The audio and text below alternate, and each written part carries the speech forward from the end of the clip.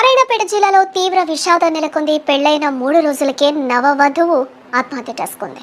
ఓ యువకుడి వేధింపులు భరించలేక శ్రీలత మృతి చెందినట్లుగా కుటుంబ సభ్యులు కూడా ఆరోపిస్తూ ఉన్నారు. భర్తతో కలిసి మేనమామ ఇంటికి వెళ్ళింది శ్రీలత. అక్కడే పురుగుల మందు తాగి ఆత్మహత్య చేసుకున్నట్లుగా తెలుస్తుంది. పెళ్లై 3 రోజులే అవుతుంది. కొత్త సంసారంలోకి అడుగుపెట్టిన ఆమె భర్తతో కలిసి సంతోషంగా ఉండాలని జీవితంపై ఎన్నో ఆశలు పెట్టుకుంది. కానీ తానొకటి తలిస్తే దైవం ఒకటి తలిచినట్లు ఓ యువకుడి వేధింపులు భరించలేక ఆత్మహత్య చేసుకుంది ఆ నవవధువు. నారాయణపేట జిల్లా కోస్గి మండలం చంద్రవంచ గ్రామానికి చెందిన శ్రీలతకు రంగారెడ్డి జిల్లా భీమవరం గ్రామానికి చెందిన మల్లేశంతో అక్టోబర్ 26వ తేదీన ఘనంగా వివాహం జరిపించారు.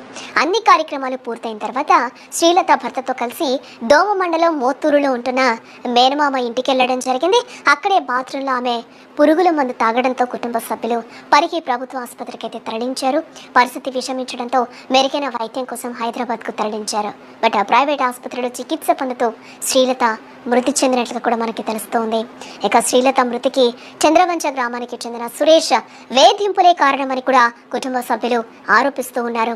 ఏదేమైనా ఎన్నో ఆశలతో కొత్త సంసారంలోకి అడుగుపెట్టిన ఆ యువతి ఇలా బలవన్ మరణానికి పాల్పడటంతో స్థానికంగా విషాద ఛాయలు అలుముకున్నాయని చెప్పుకోవచ్చు.